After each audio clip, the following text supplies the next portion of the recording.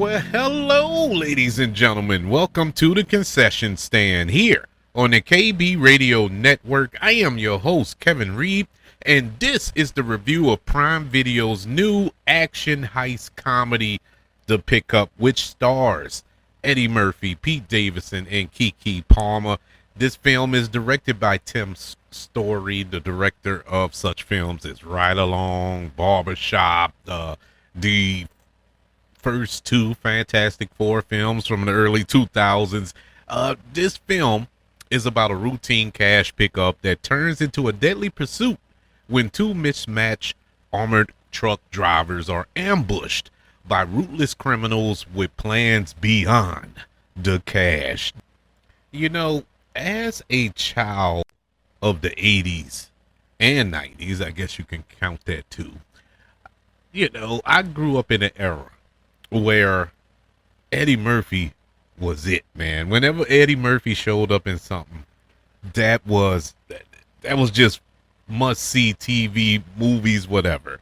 I grew up with 48 Hours, with Coming to America, with Beverly Hills Cop, with The Golden Child, and so on and so forth. The list goes on and on. What this man has contributed to my childhood.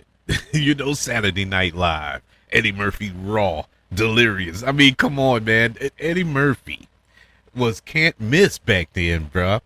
And it hurts me.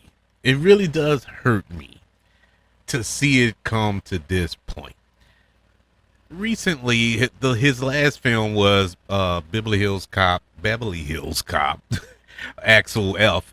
on Netflix, which I enjoyed. You know, it was a nostalgic trip, but as far as being up there with the pantheon of Beverly Hills Cop films, nah, it ain't up there with that. But it was watchable, it was enjoyable. But aside from that, nothing in the past few years, especially coming from Prime Video. His films that he's put on Prime Video has been god awful. Going back to Coming to America, the sequel, which was horrible. Candy Cane Lane, which was borderline unwatchable. And then you get this, The Pickup. I don't know why this movie was made. I don't even know. Maybe it's a Prime Video thing. You know, I don't know, because just a couple of weeks ago, or was it last week? I don't know. I'm trying to get it out my head. Ice Cube was in that god-awful film, War of the Worlds, which was on Prime Video. I don't know, man. Prime Video has not been clicking as of late. They just been throwing stuff against the wall to see what sticks. It ain't nothing sticking. The Pickup. I don't even know what this movie is. Is it an action movie? Is it a comedy? Is it a buddy cop kind? What is this? You know, because it's not even funny. At least be funny. You have arguably the greatest, well, at least one of, and I don't think we could argue with that, one of the greatest comedians of all time in Eddie Murphy. And you have Pete Davidson. Now, I'm not a Pete Davidson guy. I never understood the allure with Pete Davidson. He's not funny to me. You know, I tried watching his stand-ups, and it just doesn't click with me. And that's just, you know, it's all subjective. Everybody has their own individual taste. But he's not funny to me.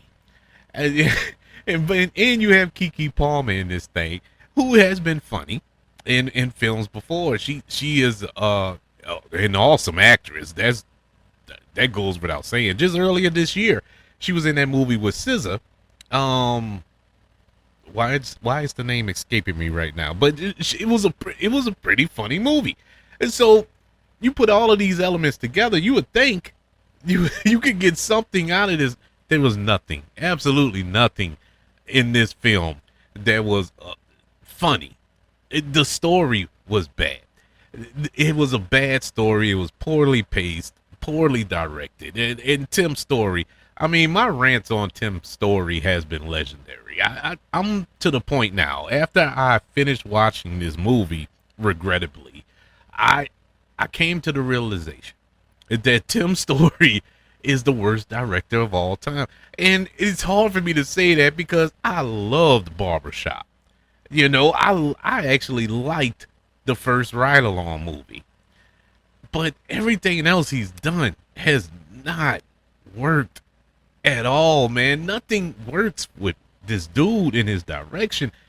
You know how hard it is to make Eddie Murphy not funny? It's like they purposely, when you watch this movie, it's like they're purposely not trying to make him funny. It's either the way it was written, the way it was directed. I don't know what it was, or a combination of both, but it didn't work. I mean, he was horrible in this movie.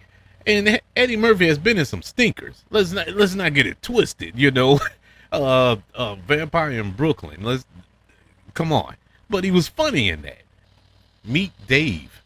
Even that had some comedic scenes that he actually worked in that movie. And my God, Norbit was horrible, but it was funny. It had some funny parts in it. This had nothing that I laughed at. You know what's sad? And I put it out there already. I'm not a Pete Davidson guy. You know what the best part of this movie was? Pete Davidson. I actually enjoyed Pete Davidson in this movie. He was the best part of this movie. With that being said, he wasn't great. he was not firing on all cylinders here. It wasn't like he had me gut busting, laughing, rolling on the floor. No, it was none of that. But hey, at least he was interesting. At least his character had somewhat of a story. It was poorly done, but he had a story. And it looked like he was bouncing off of Eddie Murphy pretty good. Now, the chemistry between the two of them, with Eddie Murphy and Pete Davidson, I thought it was pretty decent for the way those characters were written. That element worked. I did enjoy that for the most part. But when you have two comedians, granted from two different generations, you would think they can kind of banter off of each other, especially this is a character in Eddie Murphy's character who didn't too much care for Pete Davidson's character. It made it known he didn't like him. You would think there'd be some insults, some mudslinging and stuff like that. These are comedians. I think they can rib, but we didn't get that. There was none of that, and it's frustrating to see. The movie had no story that would keep you captivated for an hour and a half. This heist or chase, whatever you want to call it, that took place in this film was completely ridiculous. The way it was shot was completely ridiculous and structured, I should say. They had a chase scene on a highway where it was just an armored car and the two cars from the robbers for miles. There was no car in either direction. And you wanted me to believe that. You actually wanted me to buy that with all that was going on. They had another chase later on in the film where they did have vehicles for maybe 5 or 6 seconds, and then those vehicles disappeared. And it was just the armored car and the characters for the film and maybe a couple of police cars here and there. That's it. It's like everything that's going on was in a bubble, and the rest of the world was just blocked off. Nobody knew what was going on. It was like they were in their own little simulation or something like that, and everybody else was just oblivious to what was going on. It threw me out. It just threw me out of the film altogether. There was no twist in this movie whatsoever. This movie needed a twist, desperately needed a twist, and it didn't deliver. It could have saved the movie. Well, not I say saved, but it wouldn't have saved it. But at least it would have made things interesting. This was so bland. It was so bland. Chat GPT had to write this movie. It was so bland. The dialogue, it was, my God, what was happening here? And I take it back, because it just dawned on me. I take back Pete Davidson was the best date in this movie.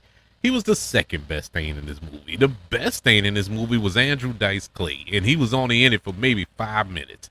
And I guess it's a little biased there because I'm a big Andrew Dice Clay fan from back in the day. I think he's hilarious. So I actually enjoyed him. He understood what movie he was in. Nobody else did. Nobody else did. Keke Palmer was in a serious heist film.